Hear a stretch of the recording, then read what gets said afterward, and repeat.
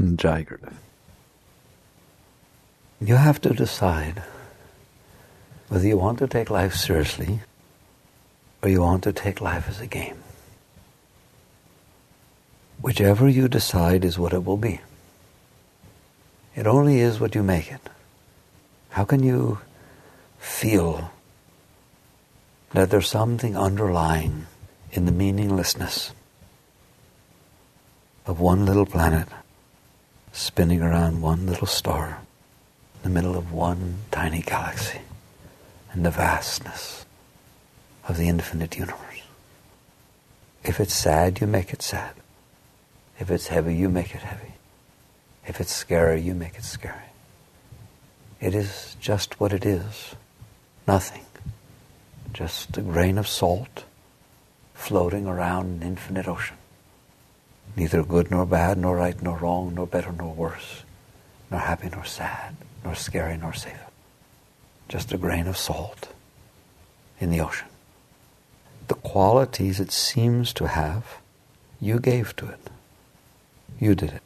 Your mind did it. That's evident to you by the fact that everybody gave it different qualities. That which you call scary, somebody else calls exciting. That which you call safe, somebody else calls boring. So which is it? Who's right? That's silly. It is whatever you decide to make it. Period. That which you think is terrible and undesirable, other people would die for. Other people would do anything they could to try to be in your position. Anything. No matter what your position is. So, what is it? What do you want to do? Do you want to make this thing serious, heavy, intense? Or do you want to make this thing playful and light? Since it is your decision, you better make the decision. The problem is, if you don't make the decision, you give into what we call in the trade the default mode. Everything has a default mode. It's the mode that will be if you don't do anything about it. The default mode in this thing is heavy, down, sad, scary, intense, freaky. That's the default mode. Why? That's not a fair default mode. Why is that the default mode? It's a default mode we've discussed 1,000,000 times. It is mind that is creating your perception of what's going on, and mind was born out of fear.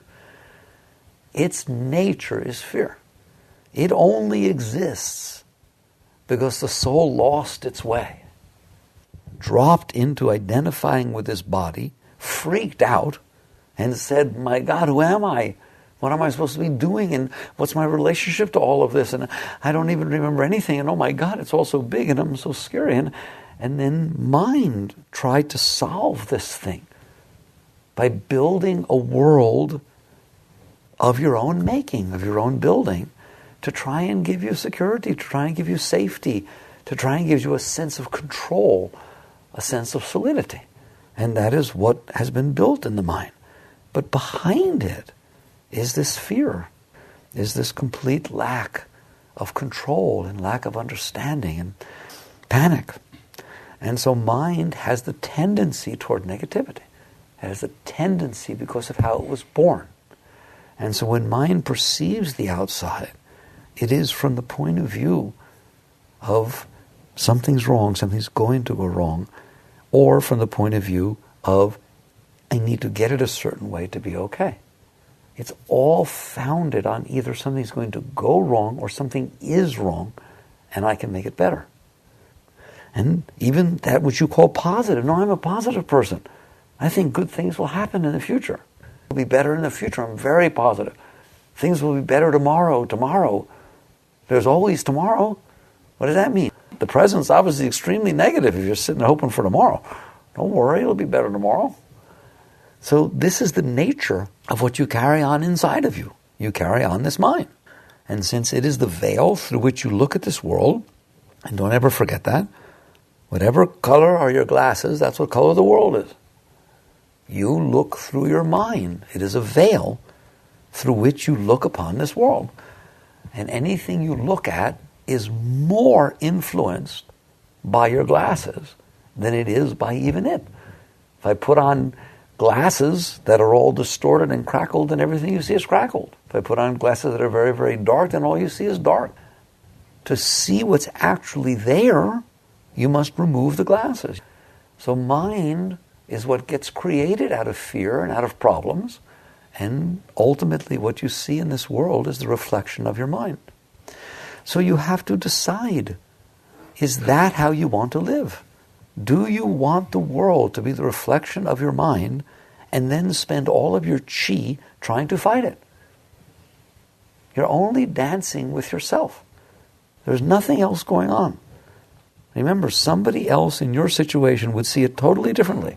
Period. Totally differently. Lots of people. So you see it the way you see it because of your mind, and then you interact with it because of the way you see it. And that's called Maya. That's the ultimate of what is meant by Maya. You project yourself out into the world, and then you interact with the world based on what you see, but what you see is really yourself. You can't win. You will lose every single time. Because what you're really doing is fighting with yourself. If ever your left hand decides to take up arms against your right, run. Because you lose. Because whoever wins, you lose. It is the same way in this thing with the world. If you are out there struggling with this world, you are struggling with yourself. And the part of you that is struggling with the world is the part of you that's struggling with yourself. And how can you win by doing that? There's no winning. So you decide, if I have to live on this planet, spirit in the middle of nowheres, I'm going to make it a game. I mean, literally a game. Just like basketball or football or golf or anything. It's just a game. It's a sport. It's just something I do because I'm here and I got some time on my hands.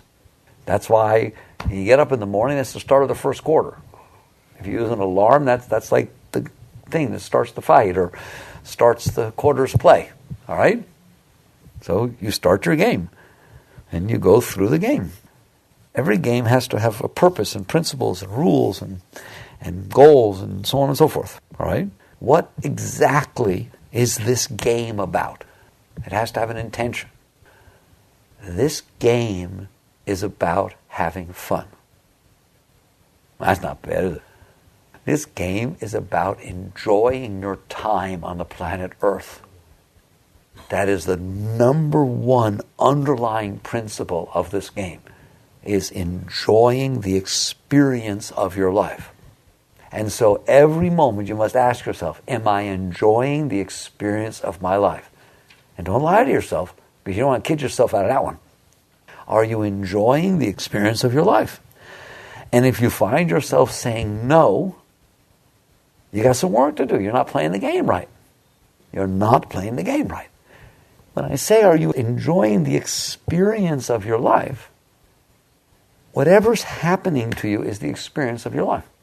Someday you will look back at the time you're living now, and you'll talk about it as what happened to you. Like you do on all of the stages of your life. Oh, back then I met so-and-so, we got married, and back then I had a job and I did this, back then I had the baby and did this, oh, back then I got sick. You're just describing your life. What you're currently living is a chapter in the description of your life. So when somebody asks, are you enjoying the experience of your life? It's not about what do you want to do, what do you not want to do, or what you're going to change or anything like that. It's about, you're going to look back someday and there's going to be a chapter written. It's this chapter. Are you enjoying this chapter? Period. There's always going to be something going on in your life. That's what it means to have one. Life is the series of events that present themselves to you as you pass through the time between your birth and death. The only relevant question is, are you having fun? That's your choice. There's no other choice. The series of events are going to take place. Don't worry about it. There they are. They're right in front of you. The question is, have fun or not have fun?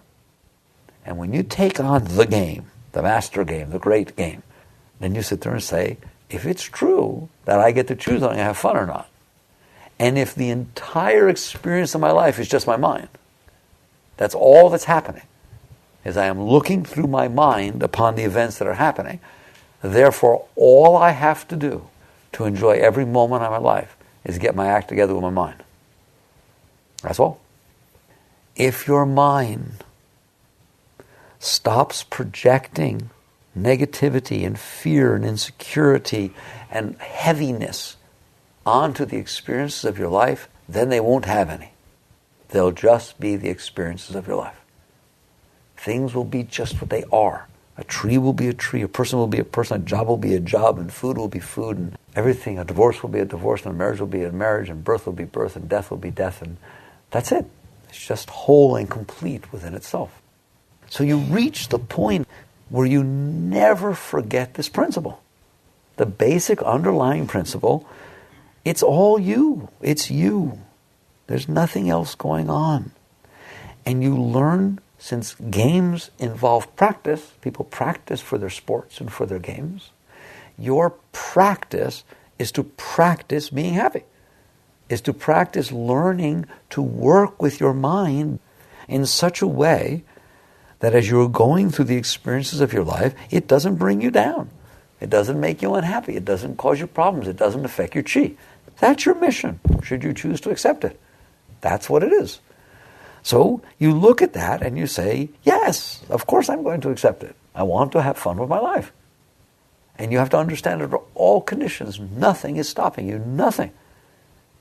What it means to have fun with your life is to have fun with all of the experiences that are happening in your life. So now you get into what does practice mean. Practice means that it's not that way naturally, because I told you what the default mode is. The default mode is it's heavy, it's melodramatic, and it makes you sad, and it's creepy, and it's bad. Okay, that's what goes on inside. Creates a mess inside. To change that, you have to sit there and say, okay, if the solution, the win, is to be happy with every moment of my life, then I have to practice being happy with the moments of my life. Right? That's where people go wrong. They sit there and say, I want to change the moments of my life so that I'm happy, instead of, I want to practice being happy with the different moments of my life. Well, you can have all kinds of different moments in your life. Good times, bad times, high times, low times, sick times, healthy times, all kinds of stuff. It's going to go on. That's what we said. All kinds of events that go on. King Solomon said, for everything there's a season, a time for every purpose under heaven. All kinds of things are going to go on. Time for war, a time for peace, a time for love, a time for hate. There's a time for everything. The question is, can you be happy with the time it is now? Can you practice being happy, having fun, being a good sport about whatever it is that you're currently interacting with? It's a game. So either you're having a good time or you're practicing how to have a good time. There's no other thing going on. And so you sit there and you practice. You practice. Now, what does that mean? How do you do that? First, you have to realize that during the times when you don't want to practice, those are also the times that you don't want to admit that it's you. You don't want to look at it in a way that says, this is my mind causing this. This is my mind creating the melodrama. There is no melodrama out there. There's just people, places, things, weather, just like, there's just the unfolding of things. If there's melodrama, if there's intensity, if there's problems, if there's issues, if there's fear, if there's insecurity, if there's guilt, if there's jealousy, if there's anything, it's you. Those things don't exist in the world. Show me guilt.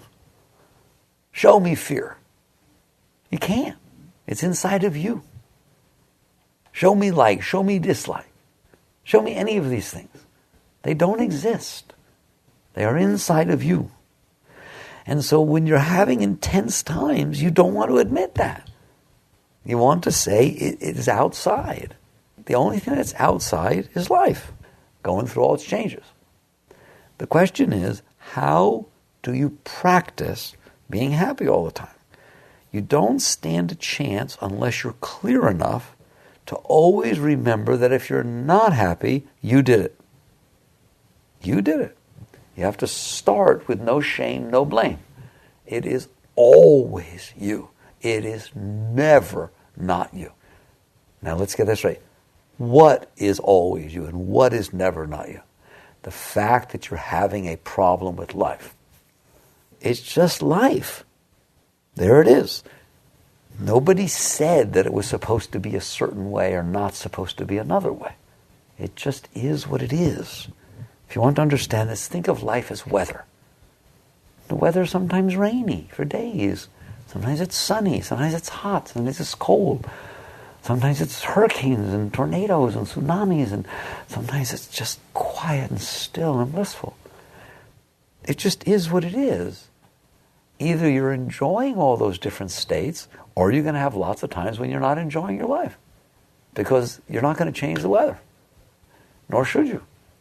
You have to practice being okay when it's all rainy. You have to practice being okay when a hurricane comes through and you had to board up and then not go to work and do this and do that and all kinds of things. It gets dark and you lose your power and you have to stay together and camp out. And, it's fun. It's okay to have fun. That's what you're supposed to do. Have fun with everything. So all the different weather situations, I think you understand. If you're not having fun with them, it's you. I can remember even as a little boy looking out the window in Miami when a hurricane was coming and all the trees were bending over and I could see that big tree in front of me was bending way over and it was right in front of my window and I was sitting there watching thinking, oh boy, it's going to fall. And we went out in the middle of the eye and it's like, any of you guys have been around hurricanes do that stuff. We'll crawl away and get scared to death and oh, is it over again? This thing. Unless it's Andrew, then you go live in a closet and get to tell those stories for the rest of your life. It's fun. Even being scared is fun. So you do that with the weather. Why don't you do it with everything else? You don't blame the weather. If somebody said to you, I'm just so depressed when it rains, you don't say, well, fix the rain. You say, come on, man, there's nothing wrong with the rain. It's fun. Play in it. Have fun. Have fun. It's a command. Have fun. That's God's command. I created the heavens and earth not so you could have a melodrama and suffer, for God's sakes. I mean, the whole universe goes on with all these stars exploding and I'm so big. And then I made this tiny little thing like an aquarium and I made it so sensitive and gentle, very different than the trillions of degrees of the sun. It's like, wow, it was so fragile, guys. I treated you so careful. Then I put you down there and look what you do. You melodrama about every little thing. You're supposed to be having fun. And if you are not enjoying your journey and having fun, then the next thing you're supposed to do is understand it's you. It's not life. It's you. There's something wrong with you, that you're unable to enjoy the experiences that are being given to you. Every experience of your life is a gift from God. That's what it is. Let's say it's time for Christmas. In most families, people go out and they try to buy something for somebody. And they try to figure out what somebody might like or what they would like to give them. And they just give it to them. That's what they do. They don't ask them, what do you want, and send me a list. Why, it's not about what they want. It's about the fact that you bought them something and loved them and gave them something, isn't it? That's how God looks at it. This is about my loving you and giving you stuff. All right? And every minute I just keep giving you stuff, all kinds of stuff. They're presents. Your moments are presents from God. All right? That's what they are. And so the question is, where did you come up with the idea that you're supposed to sit there with the presents and get mad at them and get unhappy with them and get depressed because you wanted something different? How would you like it if you live in a home and that's what happened when the parents gave you presents? The little kid went under that tree and said, what is this? Well, you don't even know who I am. I don't want this. Is the last thing in the world I ever wanted, right? God, can I trade it? Can I take it back? How much is it worth? Like, I ain't getting no presents next time. It's in a single house any you lived in, you get a present another time. And yet he keeps giving you your days and your nights. Every single moment he keeps giving you experiences. And you just get to the point where you realize if you are not enjoying the experiences of your life, there's something wrong with you. And I started the discussion by telling you what's wrong with you. Mind. It can only be mind. That's what does it. It's the only thing that can do that. It steals from you your right to enjoy your life. You have to learn at some point how to not let it do that. Because if it's capable of doing it, it will do it. If not today, tomorrow. That's what it will do. It will take it away from you. Period. So you must reach a relationship with your mind where that's not allowed in here. It's just like your body. Many of you may have noticed that if you don't exercise discipline, your body will keep eating until you're sick for a few days. It is how it is. It likes something, it just won't want to stop. It's just a funny situation. But yet you've learned to some degree or another, whatever, greater or less. So you practice the discipline so that you can optimize your well-being. It is the same thing with your mind. You cannot leave the mind alone to create hell in your life. And then the mind will always blame the outside. You have to get a relationship with your mind that works. That relationship, as I've discussed numerous times, is not renunciation. That's not what it's about. It's trying to see whatever the mind likes and then never get near it, don't do anything. No. It's not. The relationship is about understanding that you want to have fun. And if you have a party pooper around you, deal with it exactly like you would deal with a party pooper. Right? You stay home, I'm going out. You want to be like that? You stay home. I'm not going to fight with you, because to fight with you means I got to stay home and get in your stuff. I'm not going to do it. You stay home, I'll go out. You learn to be separate enough from your mind to where if it wants to create melodrama, you just leave it alone. You have fun. And just play. Now, play means that you understand that nothing that happens in any of the circumstances of your life makes any difference. There is no win or loss except for that you're having fun. If you have fun with everything throughout all the experiences of your life, you won. You won. You enjoyed your life. What more can God ask of you? What more can you ask of life? That you enjoyed yourself. I mean, there's nothing you're going to do that's going to last. No one's going to remember you anyway. And why would you want them to? You won't be here to enjoy it. There is nothing to get other than the joy of the experience of life. So you deal with your mind by kind of saying, this is where I'm going. Where do you want to go? Because, you're free. You do what you want. It made no difference to me. You want to stay home and pout, stay home and pout. I'm going out. So you just abstract yourself from it. Refuse to get involved in it. And enjoy what's happening to you. Whatever it is. Even if it's something that you thought you wouldn't want, stop thinking. Look at the here and now and enjoy it. Enjoy what you're doing. Enjoy where you're going. Enjoy what's happening to you. Enjoy who you're interacting with. Enjoy the fact that words come out of your mouth when you move it. Just enjoy the tiniest little things that are happening in your everyday life.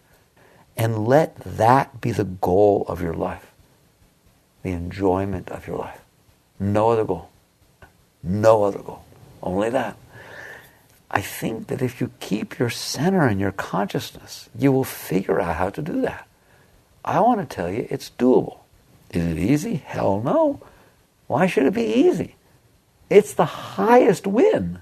You can't name a single thing that could happen that's higher than that. That is, by definition, enjoying every moment of your life. There's nothing higher than that. In fact, we talked about goals last night, didn't we? And we set a nice one for you. You wake up in the morning, and the moment you wake up, you're like a little kid for Christmas.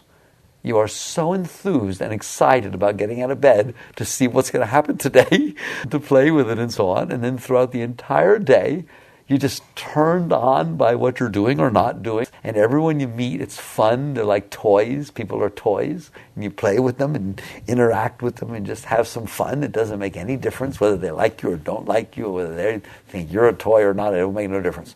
They're just wind-up toys, and you never know what they're going to do next. And you just have fun with them. And there's nice ones and mean ones and good ones and bad ones and tall ones and short ones. And they're fun. And you just play.